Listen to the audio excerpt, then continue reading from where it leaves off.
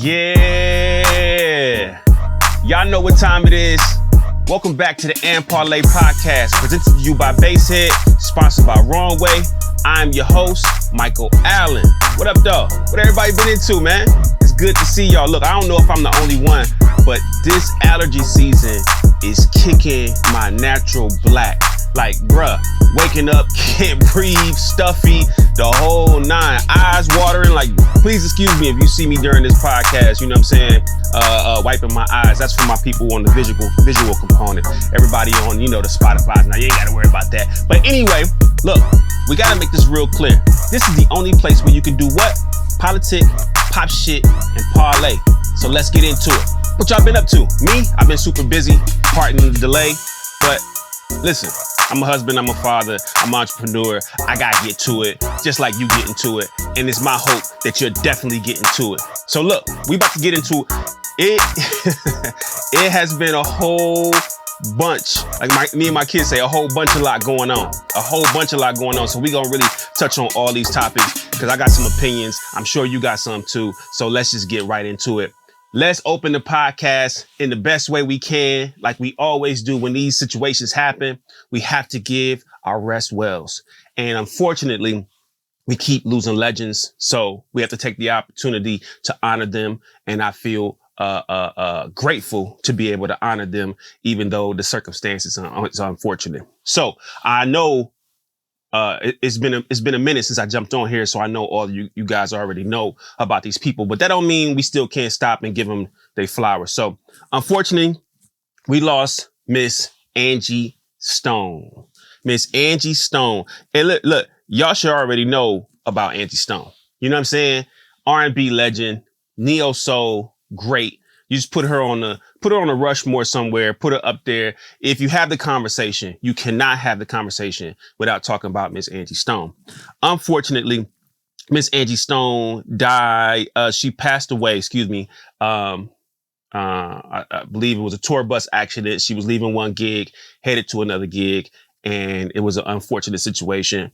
We don't need to really get into the details of what happened. The point is we lost a legend. Unfortunately, we lost this legend at the tender young age of 63 years old. 63 years old, taken far too soon from us. Far, far, far too soon. Like I said, she was an R&B legend, but not only was she an R&B legend, a lot of y'all don't know, she's actually a hip hop legend. Yeah. A hip hop legend. The first all-female rap group signed to the Sugar Hill Gang, The Sequence. Huh? What y'all know? Look, I tell y'all every time I get into this whole thing, when we have to pay homage to our elders who have now become ancestors, and I get a chance to kind of like do a little research on them, I'm always blown away. Always blown away. First all-female rap group signed to Sugar Hill Records, The Sequence. Back then she went by Angie B, and she had bars. Real simple. We're not going to go too far into her career. For those, for you youngins out there who don't really know who she is, that's your homework to go research who Miss Angie Stone is. The next one that we unfortunately have lost is Mr. Roy Ayers. Again, another legendary musician. Mr. Roy Ayers passed away at the beautiful age of 84. Like 84. That's the hope. Like the hope is to get past 75. I know it's all these jokes out here. You old. I just seen something recently. It's like, yo, you dumb old if you was born in 2000. Like, and if you was born in the 1900s, we can't even have a conversation. You way too old. Listen to me. The goal is to get old. And I know it's confusing out there because y'all dropping like flies. But the goal is to get old. That's the goal. So if we can make it past 75 years old, we doing something. Mr. Roy Ayers made it to the beautiful age of 84 years old. His family says it was with great sadness that the family of the legendary vibraphonist, composer, and producer Roy Ayers announced his passing, which occurred on March 4th, 2025 in New York City after a long illness. And he lived a beautiful 84 years old, and he will be sorely missed. Period.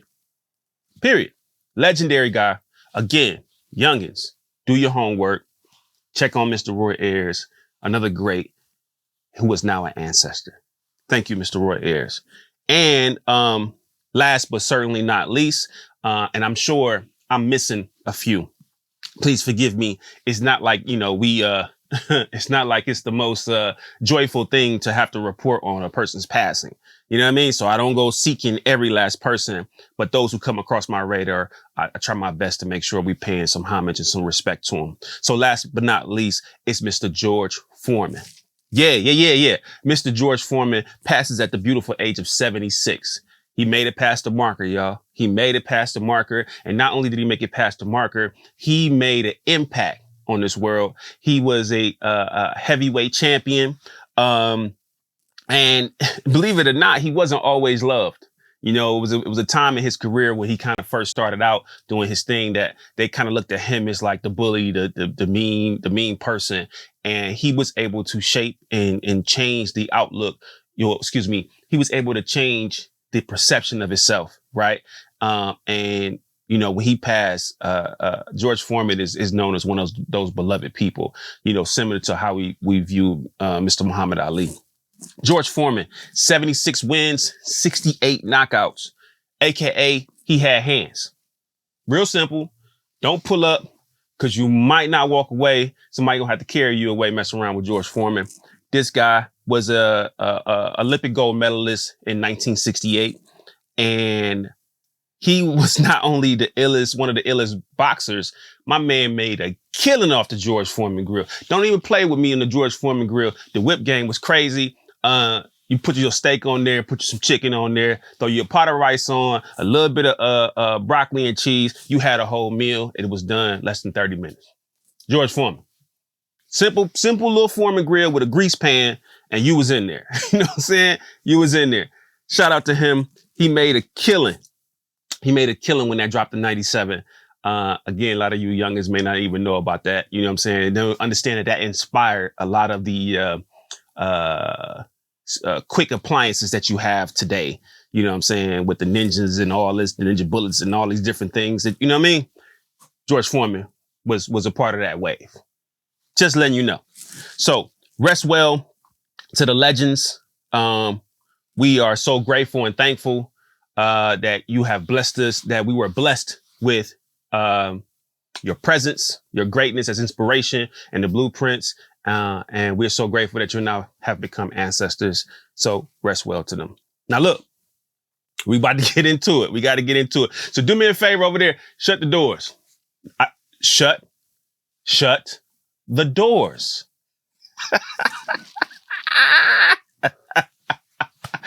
I know that it's collection time. We got to get it. I ain't trying to hear nothing. We need to get it. Look, I know y'all heard about this, man. Marvin Sapp, never would have paid it. Never would have made it. He's facing backlash. There was a conference/church service. He was collecting the offering, and he told the ushers, "Hey, you close the doors." Some people he's saying lock the doors, but he told them to close the doors so he can pull a collection. I usually don't touch on certain things on this podcast. Religion is one of those things I kind of stay away from. Politics is one of those things I stay away from. But this is a funny story. So I'm just, as a person who grew up in different churches, this practice that he exemplified is something that everybody who grew up in church already know. This is the protocol. Period. This is the protocol. You can give your tithes and you can give your offering, but for some reason, we need a little bit more. We got a building fund. Sister Sally needs something. Brother Joseph needs something. It wasn't enough collected. Whatever it may be, it's going to be an extra offering. And that extra offering, though it's optional, it's not really optional. It doesn't come across optional, because we're going to go from, we might start off at, okay, who can give $500 to who can give $2? And we're going to scale all the way down. So what he did is not uncommon to those of us who who have grown up in church and been around, different pastors and bishops who've done it. But I think we've entered an age where people tired of it, to be honest. And social media has exposed the predatory nature of many different things. And it just happens to be Marvin Sapp in the church time. That's just what it is, man. So Marvin Sapp went to, of course he would go to Ricky Smiley. He went to Ricky Smiley and he had to reply to all the backlash, because all the backlash, is, you can imagine the comment section. People like, you shouldn't be doing that. That's extortion. That's kidnapping. There's no way that this should be okay. Cut it out. Right? So check out Marvin. That locked folks up in my church that, I made them give $40,000 and I wouldn't allow them to leave until they gave it to me. And to be honest with you, that is absolutely false. Yeah. Number one, that offering was taken last year. This was a service that happened last August. Number two, it didn't happen at my local church. It actually happened at a national organization's international meeting where churches from all over the country, all over the world came together for the purpose of celebrating the Lord and Savior Jesus Christ. People took issue with me saying, shut the doors. Understand, I never said lock the doors. Yeah. I said shut the doors. Shutting doors mean that people still have the ability to go in and out. They've taken issue with my tone. And I can honestly say, looking at the video, maybe I was a little more assertive than I should have been.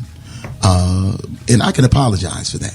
I can apologize for that. But three things I need to make sure that people understood. Number one, the $40,000, if it was $40,000 that was raised, was never given to me. That money was raised for the purpose of taking care of the budget for their conference, not Marvin Sapp. Number two, it didn't happen at my church. It happened in Baltimore. Number three, people take issue with me being firm with the ushers. Anybody that goes to church, ushers one-on-one, that's the first thing they teach you as being an usher, is that there are 3 times you don't walk. You don't walk during the altar call. You don't walk during prayer. You don't walk during the offering. One of the reasons being is because of the sacredness of the moment. But it's also about security. As a pastor, we understand and we know that churches are being robbed at gunpoint. It's happening all over the country. This is not something I'm making up. This is factual. So if you got 5,000 people in the room, you want the doors closed. You don't want the doors locked. I couldn't get them locked anyway. It's a convention center.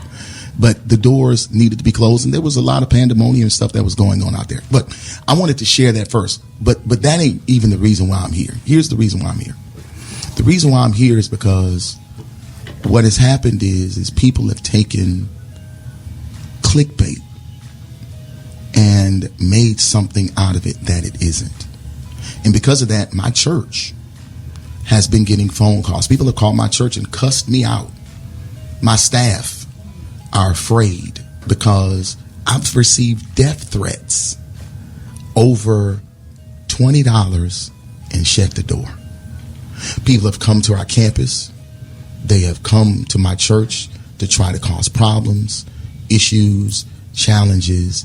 And again, my children, I don't look at comments. We talk about this. I don't read comments. When you got millions of followers, you ain't got time to be reading all the comments. You just don't have it. Right. My children do.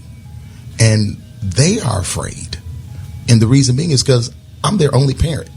I'm a widower. They're afraid for my safety. So now we've had to update and increase security and all the things I've never had to do before because of the vitriol and the anger that people have shown, the things that they've said in my thread and stuff. And all of this is because of a misunderstanding. And I'm not blaming people. Let me be clear. I'm not blaming anybody because of their misunderstanding.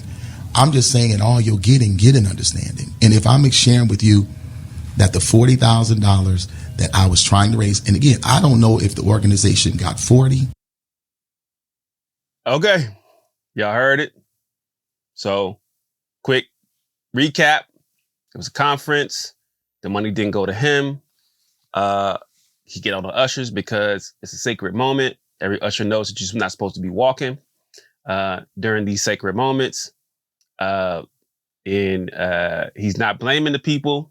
In all your understanding, get understanding. So I would agree, and I do agree that, you know, when we take a look at the fact that, you know, we've had churches being robbed, you know, you had the Dylan Roof situation, you know, you have to be cautious and you have to, you know, make sure that you're keeping things secure. Valid point. Nobody can argue that. That's for sure. In all your understanding, get understanding. I think that Mr. Sapp needs to get understanding as to why people are enraged. First, let me, before I even move there, it is never okay for people to send death threats, to threaten this man's life, his family, to invade the church, to harass the parishioners, to mess with the clergy. None of that's cool. Don't do it. Y'all take things way, way, way, way, way too far. Like, chill. Period. He don't deserve that. Chill. Period. Put a period in that, right? And also, in all your understanding, get understanding. So Mr. Sapp needs to get understanding. Like, when we look at this, I look at the situation similar to people with the guy Luigi who did who ended up you know, committing a crime against the medical guy. Again, not condoning his actions. There's a large sector of people who support his actions because, quite frankly, people are just becoming tired. They're becoming tired of being misused, abused, and drained for everything that they have. So in the sense of what was going on with that guy in the medical situation, you just had a lot of people who are just outraged and tired. And so we have radical people who are going to take it way further than it necessarily has to go. At the same time, for understanding's sake, this is why people are tripping about that. Now, correlate that to this Marvin Sapp situation. It's not that people thought you were taking the money and putting it in your pocket. It's that people are kind of tired of being drained, And that may not be his intention, right? And a lot of times, sometimes something that someone else does just becomes the breaking point and the catalyst for the mass outrage, right? And the mass outrage is people are like, man, I'm paying my tithes. I put a little into the offering, and then I keep getting to a situation where I'm being asked for more. And you got to understand that when you're being asked for more from people who have more than you, it becomes a situation where now they become the enemy. You know, they become the problem.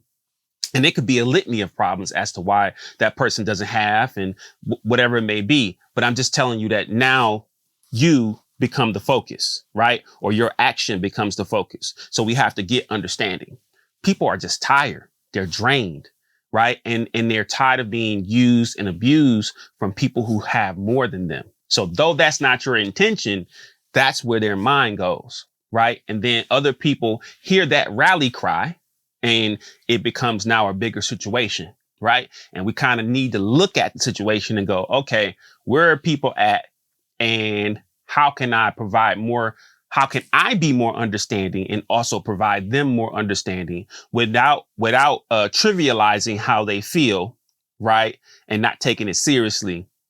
Right. And then also understanding that I need to communicate to them how I feel and where we are, because we're all people moving within the same, vortex, so to speak. And we all just trying to, get to the next steps. Right. And so the church has expenses, conferences have expenses, and things need to be paid. At the same time, the parishioners typically in most church situations, most people live in paycheck to paycheck. Most people scraping to make sure that they pay the tithes, let alone give the offering. So when they're asked for more from someone who they see has much more than them, and then combine that with your admittance of your tone, right? And the time in which we live in, that's going to come off a way. That's going to come off a way. Again, never okay for anybody to threaten your family, to put undue pressure on the clergy, on the people of the church. That's not okay. So I'm not condoning that.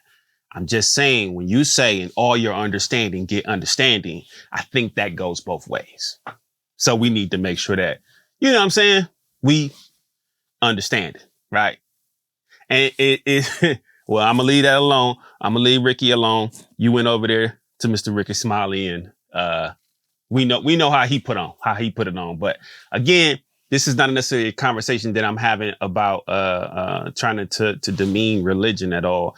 I'm just speaking to the fact that people are going through a lot. People are going through a lot. That pocketbook and wallets is tight, and we need to have more understanding on that. You know what I mean? All right, look. Okay, y'all all seen the video by now, so I want to jump into Kanye. But before I jump into Kanye, I guess there's kind of some precursors. Y'all know Kendrick jumped on Playboy Carter's album, I Am Music, right? I took a listen. To the album. I'm going to just say it's not for me. It's not my vibe, but everything don't have to be my vibe to reach the people it's supposed to reach. So for the people it's supposed to reach, I'm sure it's doing very well. And salute to the young king. I wish him nothing but success. But again, the project wasn't for me. But I did take a listen to it. To me, one of the standout tracks when it comes to Kendrick was the Mojo Jojo record. It's a standout vibe for me. And I think what really spoke to me was like Kendrick's ad-libs on it. You know, he was doing that, you know, how he do his little, you know what I mean? He do his joint. So I really was rocking with that one. Then we got Backdoor. To me, he made the hook. You know what I'm saying? The way he did that hook. The song was basically about pulling up on a girl. And that was a vibe. What else did he have? He had, Good Credit. Good Credit. And I like Good Credit. I like Kendrick on Good Credit because I feel like Kendrick caught the beat. And like Kendrick lately has really been showing people that he can really catch any vibe and do his thing. So the way he caught the beat, his flow on the beat, to me was really dope. I rock with that. Subsequently, with Kendrick being on the Playboy Carti album, we find out that Kanye was supposed to be on the Playboy Carti album. He got pulled from the album, but his daughter got put on the album via his ex-wife. And then that's a whole shitstorm. He's upset. Y'all, you don't have no authorization. Turns out Kim owns the likeness to North. And Kanye not happy about the fact that this white woman owns his, and I do the quotes because, you know, you didn't. Anyway, I do the quotes because it wasn't a big deal that she was a white woman when you married her. You know what I mean? So now we want to play it's the white woman card when you can't really get your way. But that probably should have been on your mind when you was. Anyway, so she owns the rights. Kanye's mad about that because he can't call the shots. And that's the whole thing. So then we get a tweet, which Kanye been going crazy on the tweets. And when he drops the tweet, he's basically like, he don't like Kendrick on the Carti album. He don't like Kendrick. Kendrick ain't that great. He don't make good music. He ain't got no hits. Blase blah whoop de whoop. In turn, Punch says, what's up with this Kanye dude? Jay Hitter says, we'll give him a pass next time we see him with Ty. We might have to pull up and have a chat. Right? So then it kind of got quiet. Wasn't nothing said. Then kind of laying more context, we talk about Kanye's tweets. Kanye went on a rant about Jay-Z and Beyonce's kids, calling them the R word. And for those of y'all who don't know the R word, you might want to do some research. You know, we just don't, I'm not going to say it here. But calling the R word, in turn, I hear that there is a possibility that the Carters will file a defamation case against Kanye for saying something about that. That's the word that's coming out, you know what I mean, through the pipeline right now.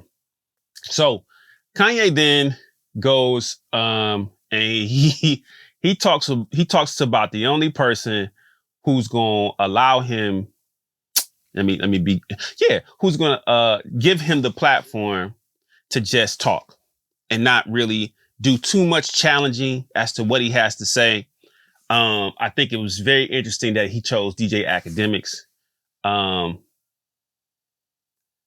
me, Academics is a pariah. I know he's become a so-called voice of the culture. I don't look at him that way as a voice of the culture. He got his fame from exploiting deaths within the culture. And then that wave of, we are very interested in who's catching what body, who getting shot, who doing such and so and so, of kids, of youth who really was intrigued by that. He then garnered them as becoming his fans.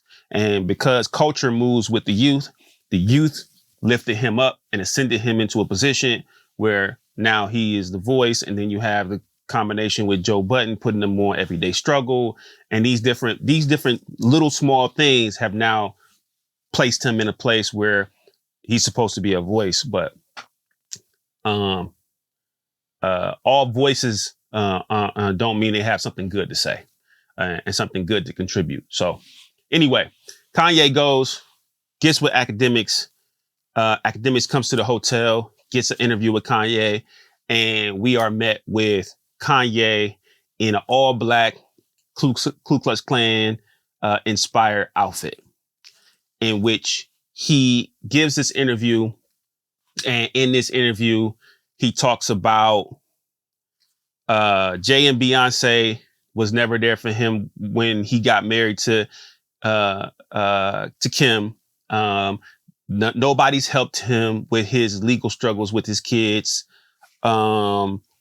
Jealous of Kendrick Lamar. I'm a god. I'm a billionaire. I can say what I want. A certain sector of people want to silence me.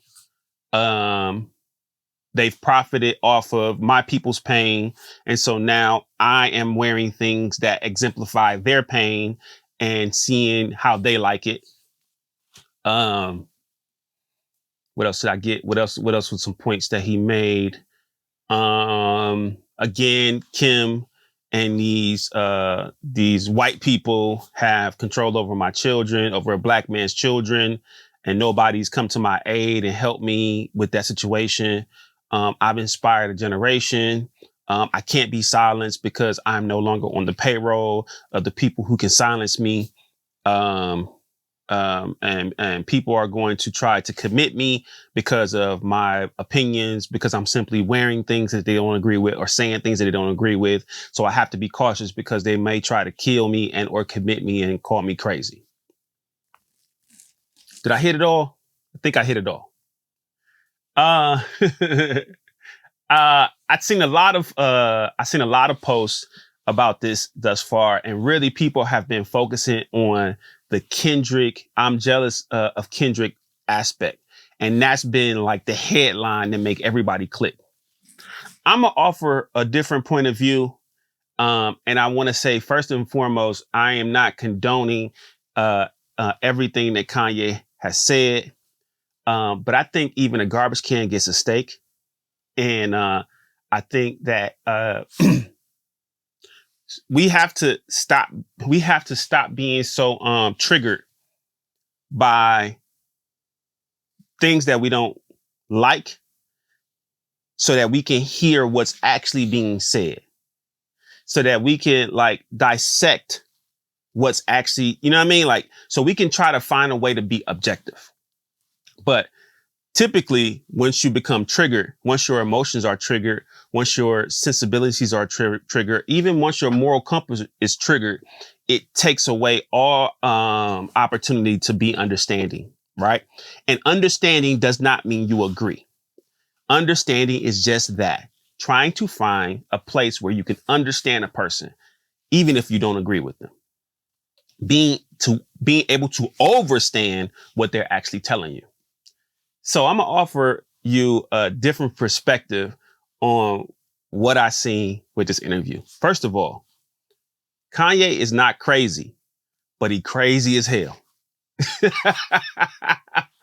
Kanye is not crazy, but he's crazy as hell. Okay. I say that he's not crazy because everything that he's saying is very thought out. It's very succinct. Though when it comes out, it feels incomplete. It feels manic. It feels sporadic.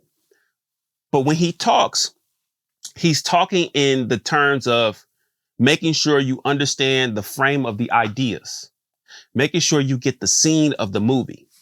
Because he's very like in his expression, he's very trying to think about the artistic way, you know, like he may reference Scorsese, or he may reference Steve Jobs, or he may reference Disney.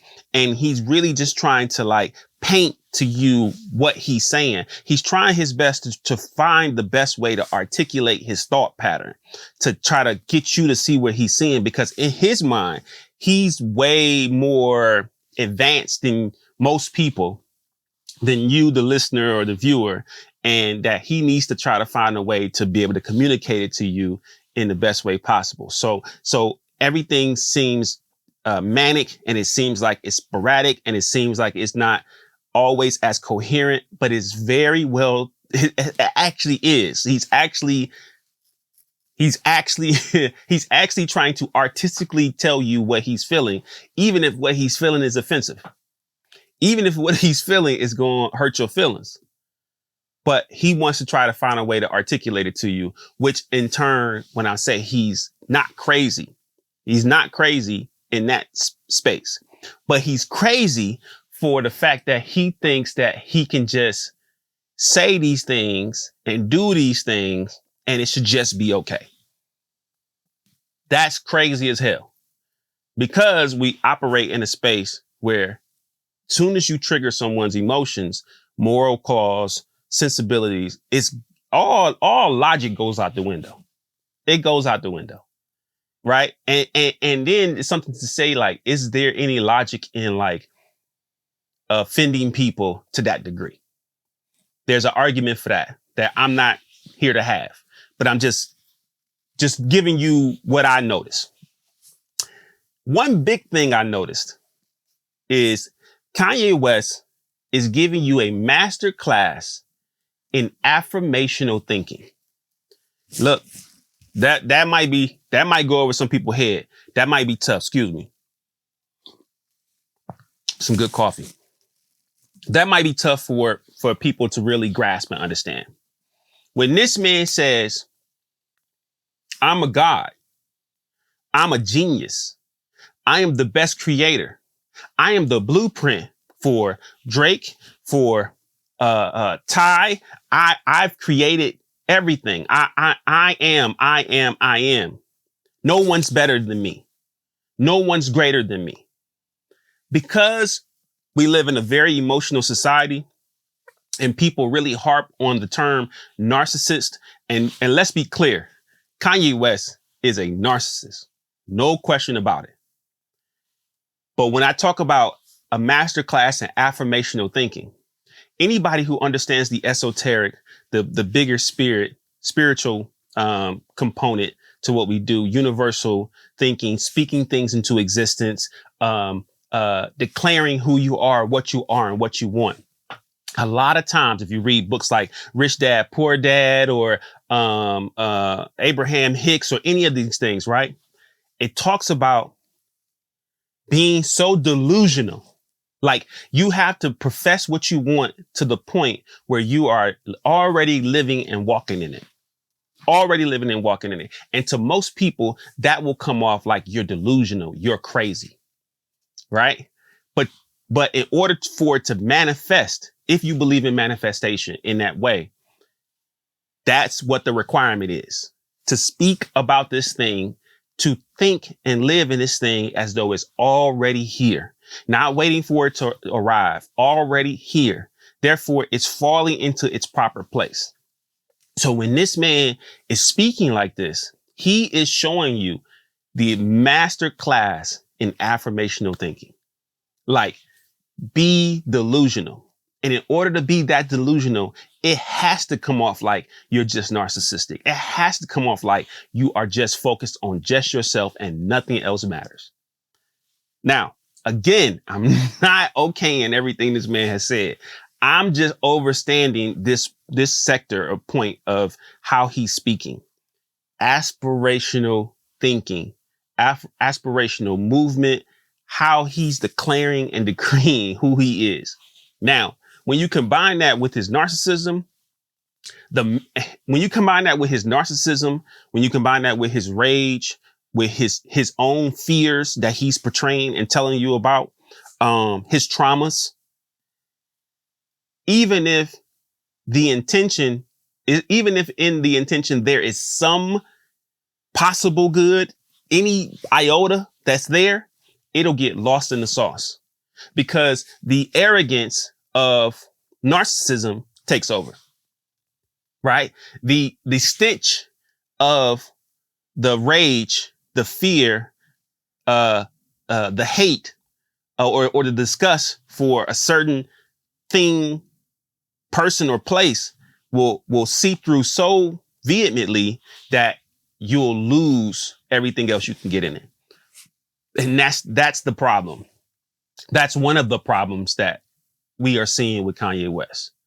He is so triggered. He has so much trauma. And his way of trying to articulate it is missing. Right. So then, boom, following the interview, we see Piers Morgan has a interview with Dr. Phil, and Dr. Phil saying Kanye West needs to be committed. He needs to be committed. He needs to seek psychiatric help. He's having a manic break, and so on and so forth. I'm gonna tell you this: a lot of times with Kanye West, I've been thinking prior to this interview, I've looked at Kanye West and said, Kanye West just wants to die. Like, he don't want to be here no more. Anytime you're inviting rappers and you're inviting people, just come kill me.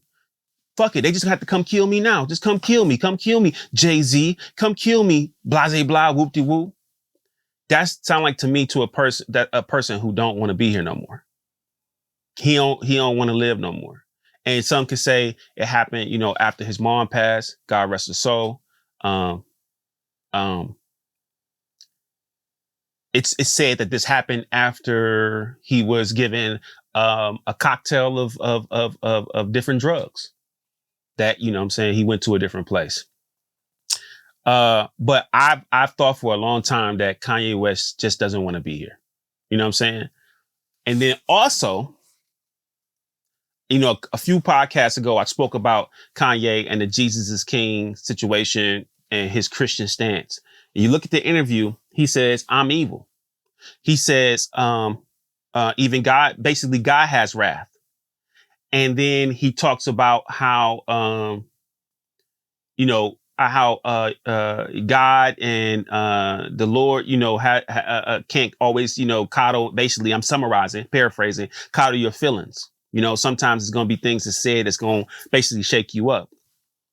When I look at it from his religious standpoint, I think that Kanye really believes that he is almost the second coming of Jesus. Or if he is to be walking in a Christian standpoint, a Christian light, me and my brother was talking about this. There's a lot of people who are living under grace. And when it comes to the religious sect and specifically Christianity, they're living under grace doctrine. There is also a set that's living under law, who's living under the law doctrine. And the law doesn't really care about how you feel. The law is the law. Whereas though grace, you can make mistakes, but as long as you understand and profess and confess your mistakes, you'll be forgiven. You'll be okay. The law means that you're going to be held accountable. And so the law comes off a lot more aggressive.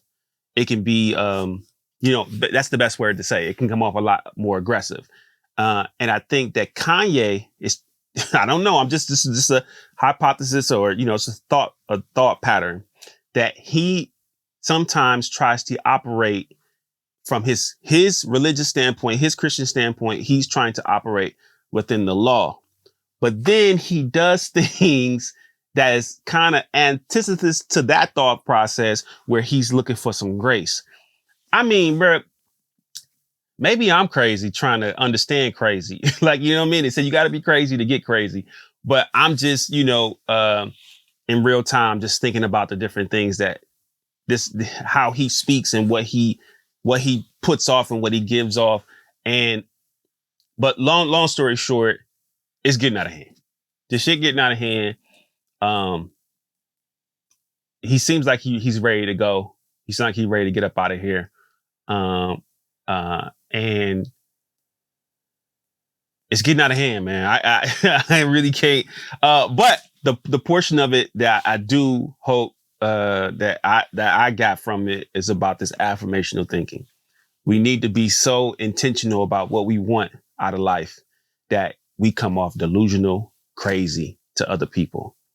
That I can say he gave a master class. Everything else, I can't co-sign it. And I'm not even trying to co-sign it at all, bro. Y'all figure out what y'all figure out, and y'all get from it what y'all want to get from it. And that's that on that. All right. Okay. Look, I told y'all this is getting out of hand, right? So all these stories that keeps coming to the fold is crazy and insane. So here go another crazy and insane story. Big U, for those of y'all who don't know who Big U is said to be allegedly the current OG big dog of the Crips. Big U, along with 4 other people, y'all hear that? That's that thunder. Big U, along with 4 other people or 5 other people, have been brought in facing federal charges and indictment for RICO, racketeering, possible murder, and various other crimes. And they have brought them in, and the internet has been going crazy. And they have also subpoenaed, they had, from what I understand, the feds went in onto Adam 22's No Jumper podcast to subpoena and take some footage or, different evidence. From what I understand, a lot of the evidence, not all the evidence, but a lot of the evidence that they have about the situation came from people having conversations online, especially when we talk about things like extortion. Big U is said to extort celebrities, and all this based on the check-in policy. Check-in policy is, when you come to a city, you're trying to make some money in that city, you need to check in with the OGs in the street of that city, or the whoever in the street of that city. There might be a tax you got to pay for some protection, and you will be able to operate within that city. If you don't do that in the city, then, whatever comes to you, comes to you.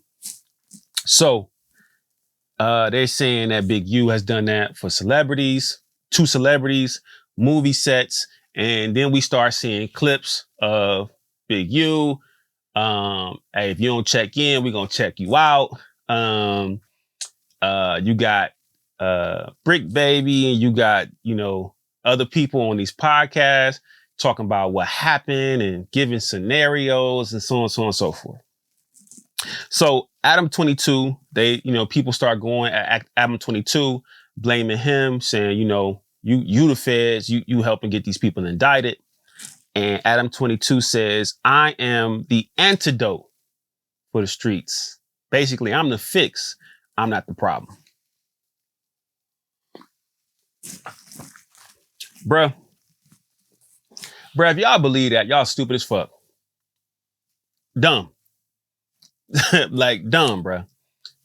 Okay, before I even move to that, let's look at this. The question is Is self-snitching the problem, or is self-sabotage the problem? For me, I look at it and say self-sabotage is the problem. That's the problem. And then after that, we talk about self-snitching. Damn, bruh.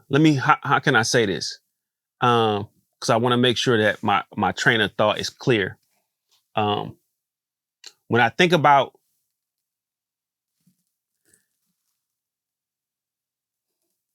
okay, before I go there, let's do this. Hold on, let's do this. So I'm gonna combine these two stories together. Yellow Beezy is arrested for the murder of Mo 3. Okay, so we also got, I believe, Lil Durk facing charges right now. Young Thug on the longest parole ever. And, you know, Von died. It's just, you know, you insert rapper, insert situation, and you'll see street elements tied to the rap game acting like it's the streets. We losing people. We got records talking about, like, literally detailing crimes, what happened, where I was, and this becomes like, and people listen to it and go, these are the craziest bars ever, right? So remember, I just asked the question about self-snitching and self-sabotage. What's the real problem? Unfortunately, hip-hop / Black / African-American culture, for some reason, has become synonymous with murder and mayhem, over-sexualization, and self-exploitation. That has now become like the marker to the culture. I don't agree that it is the culture. I don't agree that it represents our culture, but I'm just telling you the macro view is that's what our culture is. Murder and mayhem, over-sexualization, self-exploitation. Right? We keep making those things cool, and like you ain't in the know or you ain't with the vibe if you ain't with the shits. So then we have self-sabotage. People want to be known. They want to be on. They want to be cool. They want to be respected. And quite frankly, they want to get to the check. What do I mean by get to the check? It's because murder, mayhem, over-sexualization, self-exploitation can get you a bag. It can get you millions of dollars. Because there are people in position who understand that this frame of thought is profitable. And some people say, man, that's just the internet, the internet this, the internet that. The internet is not just simply code. Okay? The internet is comprised of people, right? People make up the internet. Whenever you're in the comment section, it's not just a bunch of bots in the comment section. There are people there. People want these things. People want to talk about these subjects. People want to listen to these subjects. People want to see movies about these subjects. People want this information. It's not just it's the internet. No, the internet is comprised of people. So the algorithm, let's talk about the algorithm. The algorithm delivers you things that you want to see, that most people are viewing. It's not just, here's a post you might like. No, here's a post that everybody likes. And I noticed that you like these same things. Here, you might like this too. So there are people who are looking at these things or listening to this music or viewing this stuff, and they're making it sensationalized. They're making it cool because enough people see it. Then it delivers it to you because you look like you might be interested in as well, based off the things that you've seen or you've consumed. Why is that important? It's important because when I hearken back to Adam 22 saying, I am the antidote to the problem. No, you're not. You are the pariah who's profiting off of the problem because you see the marketability and the profitability getting the money off of the thing that you know people like. Go back a few moments ago when I spoke about DJ Academics and his rise. His rise was based off of him providing information about things that were happening in street culture in Chicago. There was a large sector of people who wanted to know more about it. They watched his channel. He became popular, blew him up, and he became known for that. And then people said, well, academics is the problem. Yes, academics was part of the problem. But the larger problem is, remember, the question was, is it self-stitching or self-sabotage? The larger problem is self-sabotage. Why do we want to be involved and or consume these things that have been seen to be detrimental to us? You see how I brought that back around? You see how that all connects? That's the problem. So we have to change the culture. We got to change what's cool. We got to change what's attractive. We got to change what makes money. We can't keep supporting the people who keep exploiting our self-sabotage. And we can't keep making excuses for the self-sabotage and just blame it on the people who's exploiting. We live in a capitalistic society. And if death, pain, murder, and over-sexualization is what's going to get people money, that's what they're going to exploit. Then we talk about the self-snitching aspect of it. Free so-and-so. The feds got so-and-so. Well, so-and-so went online and literally talked about everything that got so-and-so jammed up. Like, what we talking about? You already self-sabotaging by doing the thing. Then you do the thing and you go online and you talk about it. Being online is equivalent to, it's 10 of us in the room. Everybody's talking, but only one person has a megaphone. The moment that person with the megaphone talks, he or she overshadows everybody in the room, which commands the attention, and everybody in the room go and look at him or look at them or look at that person. So you guys are on social media with megaphones. You're already notable figures. You're already getting money. You're already popular. And then you're using street activity to propagate and push yourself up in the eyes of the people, and then are surprised when you jammed up. So Adam 22, you are a problem. You are not the antidote. But we also have problems that we have to fix. We have to stop glorifying the things that will promote these people. So here we go. We see Big U get jammed up. Now, I'm not speaking to the gang culture and all that stuff, because that ain't my vibe. That ain't what I speak to. I'm talking about what affects hip hop culture and or Black/African American culture. And we got to stop propagating and pushing this stuff up. You know what I'm saying? And we got to stop going online and doing ill stuff online and being surprised at what happens. Look, this is exemplified even further, right? I'm going to show you this. It's a guy on TikTok. His name is Gen X Philosopher. He says another younger person doesn't get the job because of social media. This ties in. Check this out. Listen to this. Another young person doesn't get the job. Now, if you follow me, you know from time to time I run deep background checks for Fortune 500 companies, some Fortune 100, some other larger companies. I ran another one today, and I mean, the very first video I ever posted, it got almost 2 million views, 1.7 million views, I don't know how many it was, where a woman didn't get a job because of a video that she had posted online years earlier. Now the new thing is young people aren't getting their jobs because of videos that are coming up that are pretty recent. And I just wanted to come on here and just elaborate on the fact that everything you do online lasts forever. Every time you're in public, chances are there's a video camera facing toward you somewhere at some time.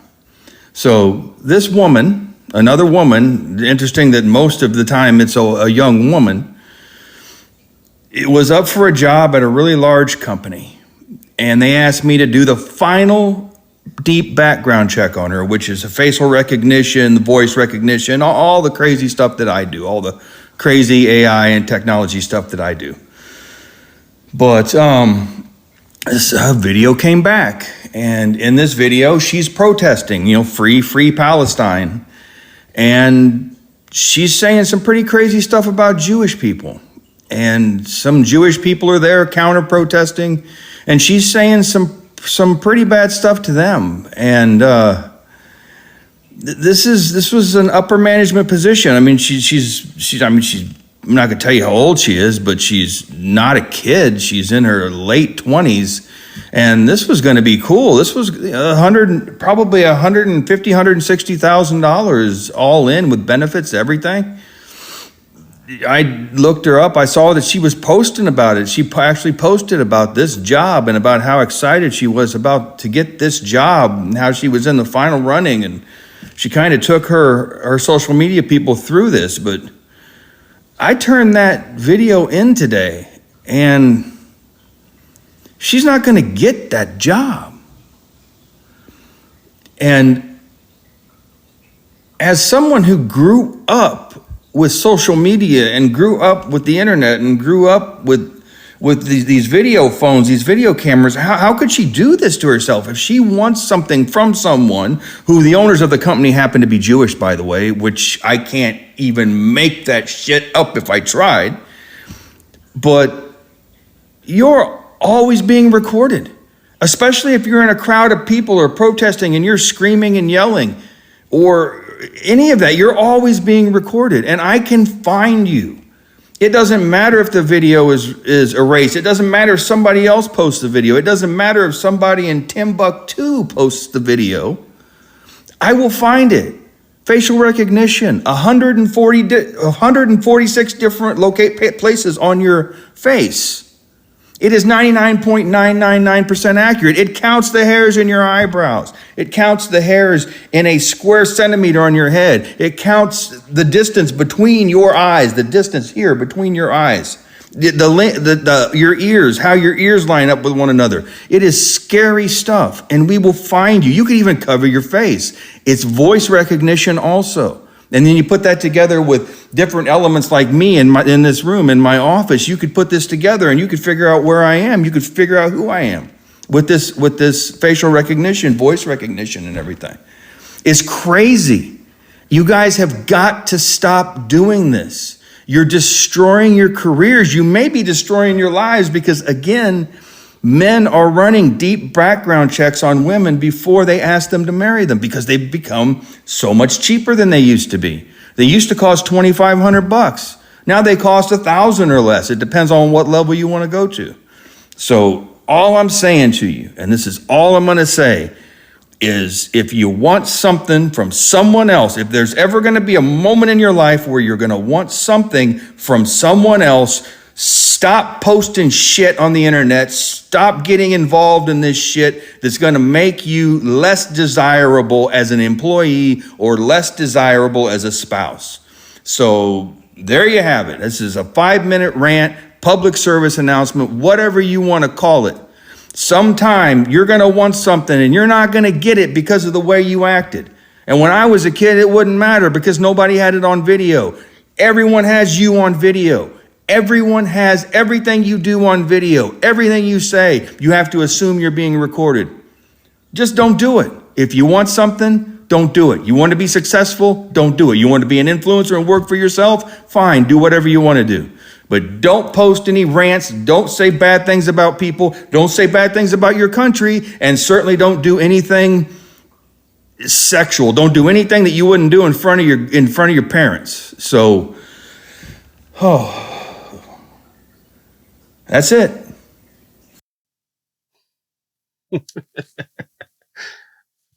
I don't even understand why this is hard to understand. Stop doing crazy stuff on social media. Stop. Now, in this example, he's talking about if you want to get a job. He's talking about if you want to get in a serious relationship with people, how people run in deep background checks and the whole nine. So that scenario is also very important. Whatever you do online stays online. I don't care if you click delete. There are servers. This stuff is on servers that can be subpoenaed. Everything that you say, everything that you do, you have to assume you're being recorded. You're being recorded both audibly and visually. Everything.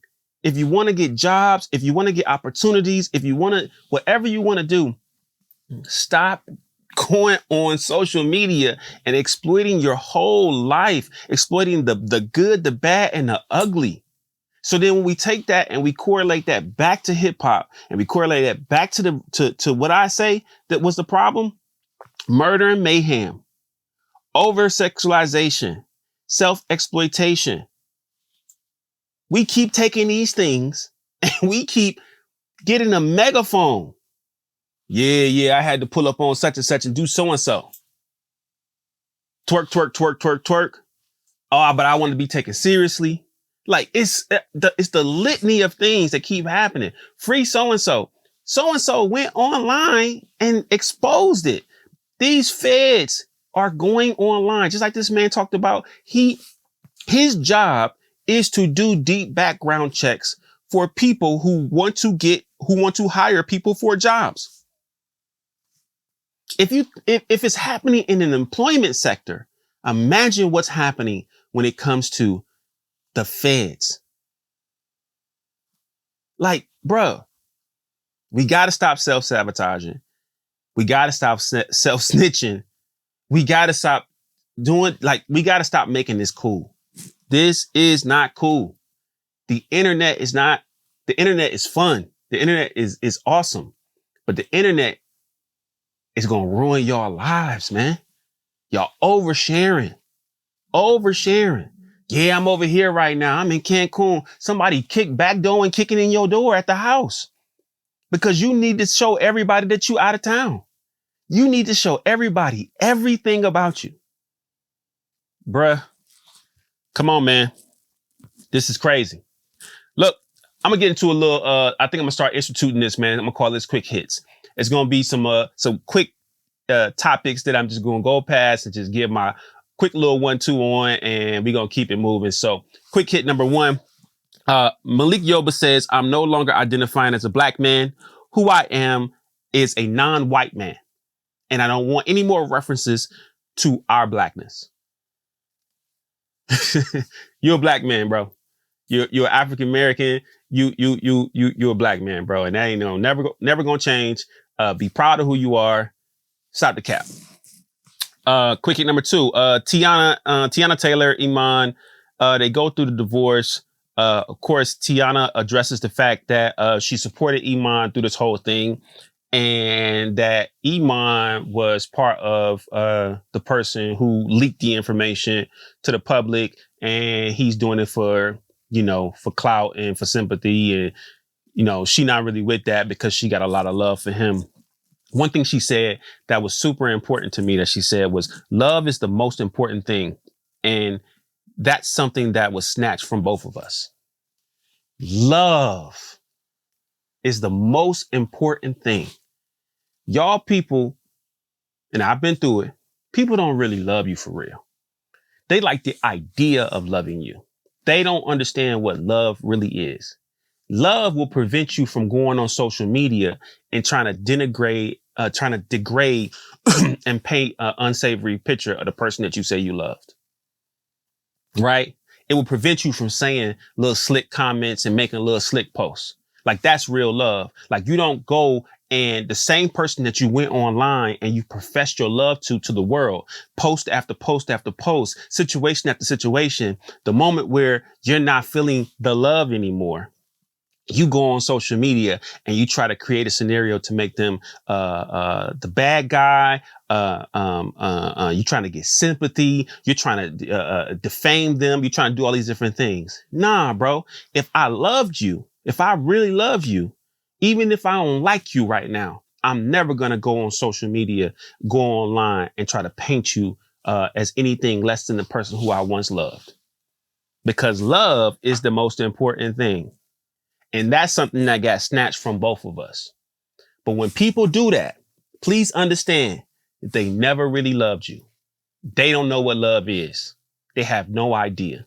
So I salute Tiana for making this statement. And I hope that this statement can inspire him and her to make sure that the only thing that's exemplified in the public eye is love, especially because they have kids, especially. Next hit. I saw something with Fat Joe, and there was someone sitting, I think it was sitting on the big blue couch, and they were talking about how Fat Joe really didn't pay the proper money that was owed to Big Pun's family. That's corny. Fix it. Make sure they got what they need, because a lot of the reasons why we liked Fat Joe was because of his associating with Big Pun. Period. Point blank. And also the FBA comments that you made, specifically towards Lord Jamar, super corny. You don't got the right to talk like that. And we respect you. We do. But those comments we don't respect. You gotta show respect to get respect. So respect the people, the foundation of this country. Period. This came out and I really wasn't, I was on the road and I didn't get a chance to really touch on this. Doechii says that straight men are a red flag. Apparently, I'm not sure of her sexuality, but they say that she's bisexual. And I didn't like the comment. But at the same time, I just want to make it clear that black women, black men are not a threat to you. We love you. We admire you. Ain't nothing better. And yeah, you know what I'm saying? Of course, there's a sector of us that need to do better, and we need to get better. And we need to inspire that sector of men to do better. You know, that's important. But I definitely don't like the statement, but I also, instead of me jumping over the statement in a negative way, I want to say, black women, we're not a threat to you. We love you. And I also want to say to you guys who are, stop throwing your brothers under the table because you trying to garner some attention from women. Like, you don't have to talk crazy and talk down on black men to uplift black women. It don't have to be one or the other, right? You know what I'm saying? We can take accountability and admit that there are some things that as black men, we need to do better, and we need to encourage those of us who not doing it to do better. We can say that without trying to talk crazy and Sambo and brown nose and shoe shine. You know what I'm saying? That's lame. Stop doing it. You look corny. I ain't with it. Period. All right. Desmond Wilson, aka Lamont, from Good Times, says that him and Red Fox, when they was filming Good Times, they used to be strapped. They used to keep it on them because they never knew if somebody was going to run up. So if you'd have ran up on Lamont and Red Fox at that time, you'd have caught a hot one. Thought that was very funny and very interesting. This is big. A Different World. The Cosby Show spinoff. I don't know if for the youngins, y'all may not know what that is, but it's a different world. Ooh, then what? Classic, amazing show that has been greenlit for a pilot at Netflix. So it's looking like we might get Different World back. And I think from what I understand, one of the main characters is supposed to be who was it? The main characters is supposed to be the daughter of, I believe, Dwayne and Whitley. Let's see. Hold on. Exclusive. It's supposed to be the deadline for it is supposed to be in August. Dang, the sitcom came out in 1987. I'm not gonna tell you how old I was in 1987. That was crazy. Different Worlds, one of the Different World writers, producer. They're bringing Miss Debbie Allen. She's coming back. Felicia Pride. They're all gonna be part of of crafting the show as well. Anyway, just for the sake of time, I'm not gonna like hold y'all hostage while I try to find the information. Just know that A Different World is coming back. Amazing. We getting a pilot. Hopefully we get a full show, because we need shows like that right now. Like A Different World provided Black kids in all areas, but specifically the ghetto. It made us understand that we can go to HBCUs, we could be doctors, we could be lawyers, and that show made it cool. It made it cool to be smart. And not only could you be smart, you could be fly, Dwayne Wayne with the flip up glasses. Like, come on, man. It was a vibe. So we need vibes like that now. A lot of the stuff that we have on TV or sitcoms that we have on the internet is drama filled, shit. So we need some positive stuff. All right. I'm with that. Another thing I saw young MA X, she posted a video of young MA while she was sick. And I believe that she was given a chain. And that video, young MA was very loopy. It looked like she might have been drugged up a little bit because she was going through what she was going through. And her ex posted that. Again, this kind of goes with the Tiana Taylor thing when she talked about love is the more important thing. What would make you post somebody during that time? Like, you just trying to get back at them. Why would you post that? Like, that's corny. Again, man, y'all keep playing with love because y'all don't really know what it is. That's corny. Last but not least, last and least. Let's correct that. The dude Schultz went on the Breakfast Club. They gave him a platform, and he went on the Breakfast Club and talked about the Kendrick thing. Made even more derogatory jokes about what he would do to Kendrick. I can't believe that we keep giving these motherfuckers a platform, but I guess I got to expect it from out of Charlamagne and even DJ Envy, bro. That shit is corny. Then he goes on Shannon Sharp. Shannon Sharp gives an interview. Again, fucking corny. And then Lil Duval says, it's a damn shame a white boy publicly praised me before my own people. So apparently Schultz, I didn't watch the interview, but apparently Schultz shouted out Lil Duval, and Lil Duval posted this. I think it's a damn shame that Schultz is the person who gives Lil Duval his flowers on a public platform before any Black person does. I agree with that post. I agree with what Duval is saying. But I also think that Duval, even though he shouted you out, you should be standing in solidarity with the culture in terms of the type of shit that he says about people who are prominent in our culture. That shouldn't even have been a motherfucking, yo, good looking. Like, not on a public platform. Hit him on a text or something. You know what I'm saying? But stop platforming.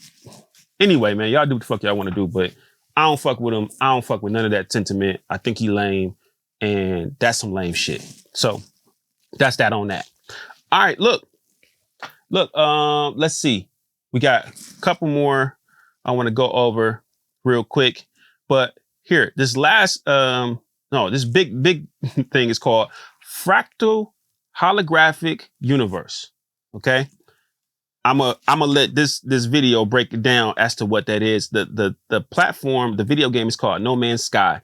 And basically it's taking AI characters, it's taking characters and adding AI, which is helping the AI characters become sentient, meaning that they're aware that they're in this world and they're now questioning who they are, how they got here. Is there a God?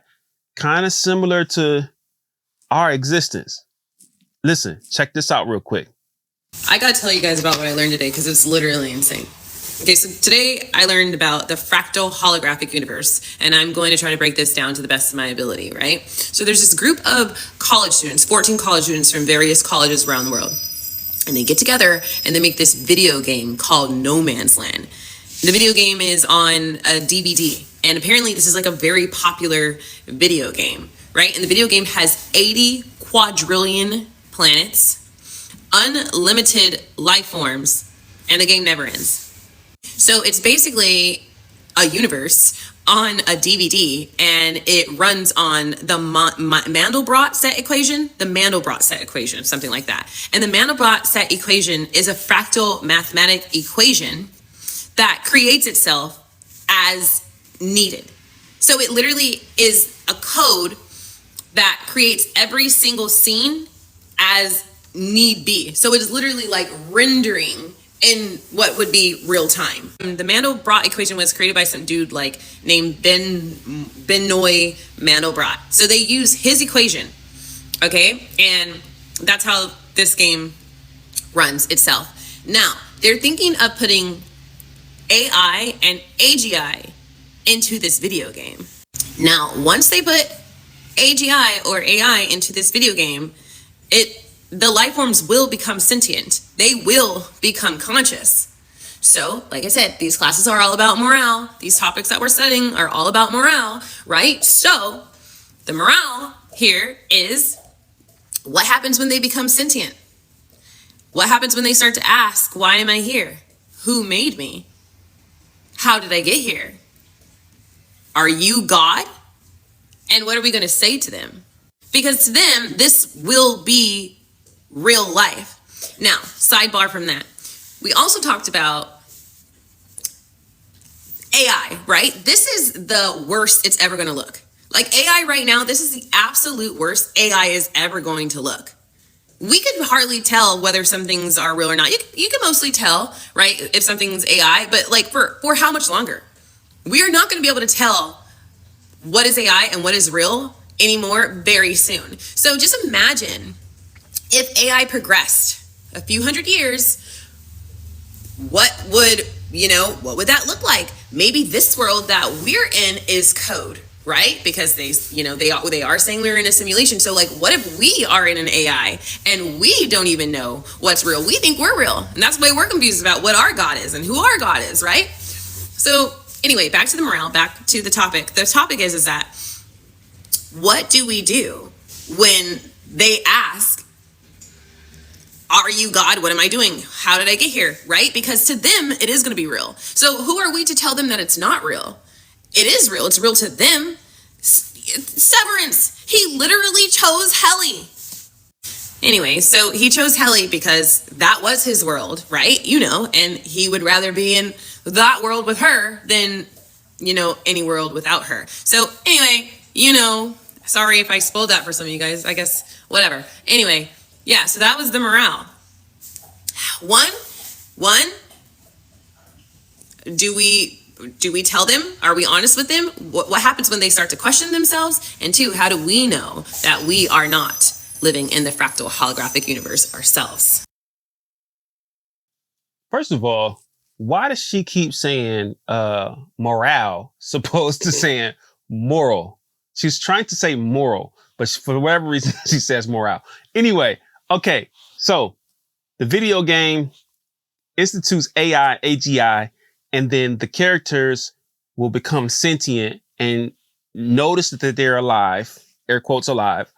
And then from being alive, they now start to have questions about who are we? What are we? Do we have gods? And then the question is, do we tell them do we tell them the truth? And also, how do we know we're not living in a simulation that's similar to the one that we will now create in the game No Man's Sky through fractal holographic software and technology?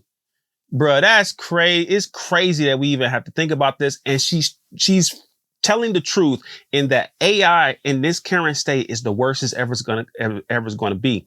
It's going to get better. I've seen videos on Facebook and social media that sometimes I got to stop and take a double take and look again and go, oh, okay, no, that's AI. This stuff is getting so good that we won't be able to tell. It's scary. So then to take that technology and to combine it with this fractal holographic algorithm and software, it's going to get scary where we're not going to be able to tell what's real from fake at all. So then to create a game where now the people in the game think that they're real, do we tell them the truth? I'm going to tell you what. If the question is, the second question was, are we living in a fractal holographic situation now? A simulation.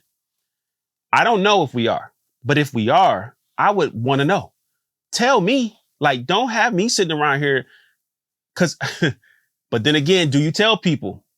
Because if you tell certain people, then they're going to look at it like Grand Theft Auto. I don't know if I'm sure a bunch of you played Grand Theft Auto, but Grand Theft Auto went from a situation where we would play the game because we wanted to play the story mode to when you go on online mode, most people go is just to kill everybody and die, crash cars, get fresh cars, shoot everybody on the street and do crazy stuff. So if we figure out that we're living in a fractal holographic simulation, is it healthy to tell everybody that we're living in this fractal holographic simulation? Because motherfuckers will start acting like this is Grand Theft Auto and they will just start killing people. They would just start crashing cars and the whole nine. Although if we were living in a fractal holographic simulation, a lot of our loved ones, they should have respawned by now. They should have got new lives by now. So no, I don't think we're living in a fractal holographic simulation.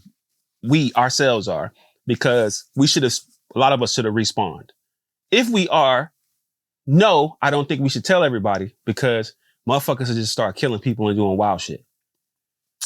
And thirdly, if the game No Man's Sky creates AI characters who now become sentient, should we tell them? Damn right we should tell them, because it's a game and they should know, right? But then again, I said, no, we shouldn't tell us. Man, this shit confusing, bro. This shit, technology is getting too crazy, man. We got to play it cool. We got to play it cool. We got to play it cool on trying to be God, on trying to be the supreme God of all things. Like, anyway, man. Now let's get to one of my favorite parts of the show. I call it Take Two.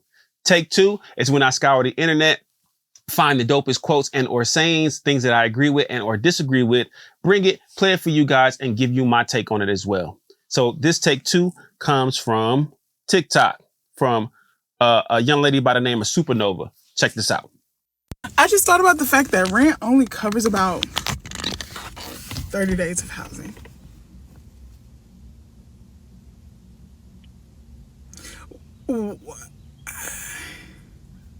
Why would it cost me $2,000 to live anywhere for 30 days? Is everybody okay?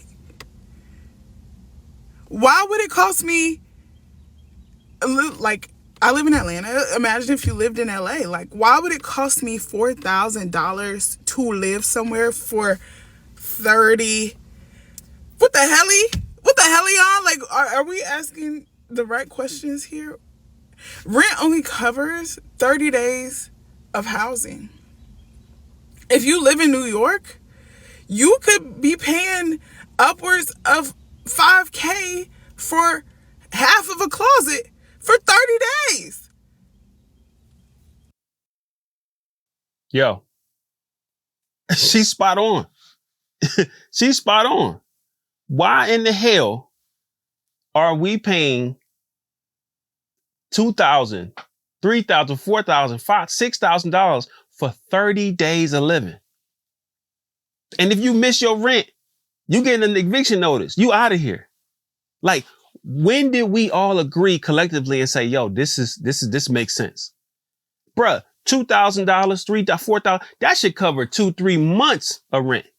There's no reason that we should be paying this amount of money every month. And I always say this, people are scarring, people are stressing out every 15 days. Every 15 days, you got some subset of bills due, whether it's rent, car note, car insurance. If you own a home, your home insurance, gas, lights, food, cable bill, cell phone bill. Like, we all are alive and we're working to stay alive. No, most people are not living. And she hit the nail on the head. There's no reason that we should be paying $2,000 for 30 days of living. Come on, man. We got to change this. Somebody got to change this. Some bullshit, bruh. This some bullshit, bruh. And like she said, for people living in New York and LA, bruh, LA, my rent for a 1-bedroom. Now, I had a decent bedroom in Mission Hills. You know what I'm saying? Nice little decent bedroom in Mission Hills in LA. My 1-bedroom You walk in, you got a little kitchen, you got a living room, you got a bedroom, you got a bathroom. That one bedroom was $1,850. And it was $1,850 because I was in Mission Hills. You know what I'm saying? If you take that and you go down to North Hollywood, right? You go down to West Hollywood, you go to these, that's easily going up $2,500, $2,800. Some places $3,500. When I was searching for places, $3,500, $3,600 for 30 days. Dog, we got to do something about this. This is some bullshit. I agree with her. There's no reason we should be doing this. Can it be changed? I think it can be changed. Do we all collectively want it to change? And do we recognize we have the power to make it change? That's the question. All right, Chuck. Oh, Chuck, check it out. All right, check it out. We closing this out. As we closing this out, I want to give you guys this week's Put On. Why did I say Chuck? Like, I don't know. Anyway, sometimes, you know me, you just, the words. Anyway, this week's Put On is my homegirl, my player partner, one of the dopest R&B singers out, Nastasia. Nastasia is back with a new video and a new single called Illest. Illest is a fire record. It's about not always feeling your best from day to day. You know, it's for Black women for sure. But I'm sure everybody can relate to this record, not just Black women, and from her perspective, she's speaking about it as a woman in general. But it's about not always feeling your best, but recognizing that tomorrow you'll still be the illest bitch alive. You know what I'm saying? Matter of fact, today, even though you feel the way you feel, you still an illest bitch, right? And now, I'm not calling her a bitch. I'm saying that those are the lyrics. You know what I'm saying? So don't jump in my comments. Don't kill me. I'm telling you what the lyrics are. I'm telling you what she's saying. You know what I'm saying? Like, I know I can't say that. I can't tell you. All right. Anyway, Illest. I had the pleasure and opportunity of directing, editing, and color grading the music video, the visualizer. So please make sure you guys check it out. Go to Nastasia's IG, go to Nastasia's Vivo page, and let's run up them views. Let's run up them views. Illest is out now. I'm putting y'all on. Consider yourself put on to Nastasia. New single, new visualizer, music video, Illest. You know what I mean? Yeah, we did it, man. It's been another successful episode of the AndParlay Podcast, presented to you by Basshead, sponsored by Wrong Way. I have been your amazing host, Michael Alln. Thank you so much for coming through, kicking it with me, catching that vibe, and I can't wait to see you back again next time, so we can do what? Politic, pop shit, and parlay. I'll holler at you in a minute, all right? Peace.